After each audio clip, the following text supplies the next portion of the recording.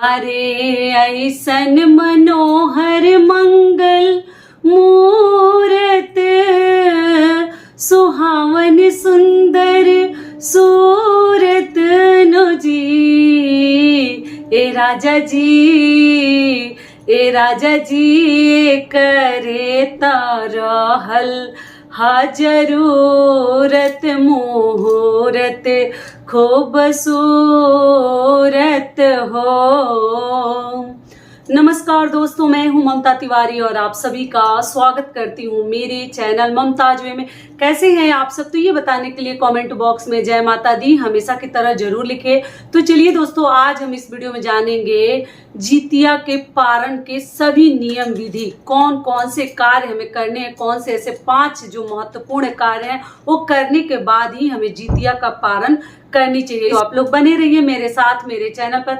अगर आपको मेरा वीडियो पसंद आता है तो प्लीज आप मेरे चैनल को सब्सक्राइब कर दीजिएगा, बेल आइकन को प्रेस कर दीजिएगा, जिससे कि मेरे वीडियो के नए नोटिफिकेशन आप लोगों के पास सबसे पहले पहुंचे। तो चलिए शुरू करते हैं और सभी महत्वपूर्ण बातें जान लेते हैं। तो सबसे पहले दोस्तों आप लोग को बता दूं, जितिया का व्रत इस साल 2023 में 6 अक्टूबर को रखा जाएगा। 5 अक्टूबर को नहाए खाए और 6 अक्टूबर को व्रत और 7 अक्टूबर को हम पारण करेंगे। ठीक है, किसी भी प्रकार की दुविधा में आप लोग ना पड़े, 6 को ही व्रत है। अगली चीज क्या है कि अब चलिए आगे जान लेते हैं कि पारण के दिन हमें कौन कौन से कार्य जरूर करने चाहिए। तो सबसे पहले देखिए, व्रत रखने के बाद नियम है कि ये व्रत हम अष्टमी तिथि को रखते हैं और नवमी में हम पारण करते हैं। तो पारण का शुभ मुहूर्त आपको बता दूं, 10 बजकर सुबह में 21 मिनट के बाद आप लोग पारण कर सकते हैं। और उसके पहले भी किसी को अगर ना रहा जाए तो अष्टमी तिथि समाप्त हो जा रही है 8:08 पे समाप्त हो जा रही है 7 तारीख को दिन शनिवार को। तो उस समय भी आप लोग जितना देर रहा जाता है कर लीजिएगा, क्योंकि सबका तबीयत खराब हो जाता है, सबकी हालत खराब रहती है, आप देख लीजिएगा। ठीक है, लेकिन 10:21 के बाद कर सकते हैं। दूसरी चीज क्या है कि पारण भी लोग अपने अपने तरीके से करते हैं। हर राज्य के नियम अलग है, कहीं कुछ खाकर पारण करते हैं, कहीं कुछ खाकर करते हैं। तो आप जरूर कीजिएगा, लेकिन पारण में इस बात का ध्यान रखिएगा, जो भी पारण करे गर्मा गर्म होनी चाहिए। ठीक है, इसमें बासी और ठंडा भोजन जितिया व्रत में नहीं करनी चाहिए, जो कि संतान के लिए सही नहीं होता। ये बच्चे के दीर्घायु के लिए ये व्रत हर माताएं रखती हैं। पहली बार ये व्रत आप लोग मत उठाइएगा। ऐसे बहुत सारे वीडियोज हर नियम विधि के, पूजा के, नहाए खाए के, मतलब जो नियम विधि है सब कुछ मैं पूजा करके दिखा चुकी हूँ। आप लोग मेरे चैनल पे चेकआउट कीजिएगा, हर प्रकार के वीडियोज आपको मिल जाएंगे। ठीक है, तो चलिए आप जान लेते हैं कि मान लीजिए कई लोग हैं जैसे दूध पीकर थाली में गर्मा गर्म दूध ले लेते हैं, उसमें थोड़ा सा चीनी डाल लेते हैं, उसके बाद से फूंक फूंक कर लेकर उसको पीते हैं। इस प्रकार से व्रत खोलते हैं। कई लोग हैं कि आप लोग बोल रहे हैं दीदी हम लोग चना को निगलते हैं, व्रत खोलते हैं। कई लोग हैं गाय का कच्चा दूध और चिवड़ा को, जैसे मेरे भी रिलेटिव है अपने अपने जगह से बताते हैं, तो चिवड़ा और गाय का कच्चा दूध भिगोकर मतलब वही मुख में डालकर और पारण करते हैं जितिया का। ठीक है, और कई लोग हैं कि जितना भी भोजन बनाकर कड़ी बड़ी चावल पकौड़ी पकौड़ा बड़ा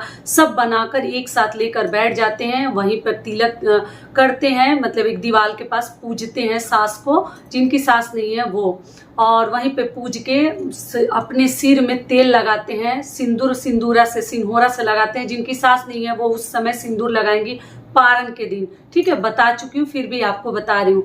और बैठकर वहीं पर गर्मा गर्म कड़ी या दाल या कुछ भी वो पीते हैं। कई लोगों के यहाँ माड़ पीकर व्रत खोला जाता है, तो आप लोग देख लीजिएगा, माड़ मतलब चावल का जो पानी होता है वो पीकर। तो इस प्रकार से पूजा पाठ करके चढ़ा के धूपबत्ती अगरबत्ती दिखा के और उस प्रकार से लोग व्रत खोलते हैं। और व्रत खोलने से पहले आपको दान करनी है, सभी को करनी है, जो भी जिस विधि से व्रत कर रहे हैं, लेकिन दान पारण के दिन भी करनी है। और पारण के दिन हम चावल का दान करते हैं, नहाए खाए के दिन आटा का करते हैं, पारण के दिन चावल दाल हल्दी नमक तरुई आलू और कुछ पैसा, ये सभी चीजें हम दान करते हैं। ठीक है, और भी जो चाहे आप लोग दान कर सकते हैं। जितिया के पारण में सिंदूर, ये सभी चीजें हम करते हैं। और करने के बाद अपना भोजन पानी बनाकर, देखिए घर द्वार ज्यादा साफ सफाई करने के चक्कर में आप लोग मत पड़िएगा, क्योंकि देखिए शरीर साथ नहीं देगा, क्योंकि पानी वगैरह हमारे शरीर में रहता नहीं है। तो जितना होता है थोड़ा बहुत करके फिर अपना भोजन की तैयारी में आप लोग लग जाइए। इसमें जितना ही खर किया जाता है उतना ही अच्छा होता है, लेकिन जितना सहन होगा उतना ही कीजिएगा, सहन नहीं होगा तो खर का क्या फायदा। तो देखिए जो कर सकता है वो करे, लेकिन जिससे नहीं होता है वो अपना देख लेंगे। वो जो है 8:08 के बाद भी आप लोग पानी पी सकते हैं नौमी में। तो ये हो गया। और जितिया व्रत में यही नियम है कि कुछ भी बनाए ऑयली बनाए, ठीक है। उस दिन गमकाना महकाना चाहिए। पितरों के लिए हम बनाते हैं तो कुछ ना कुछ अपने घर में आप लोग जरूर बनाइएगा। नॉर्मल भोजन मत बनाइएगा, कुछ अच्छा मतलब पकवान जरूर बनाइएगा।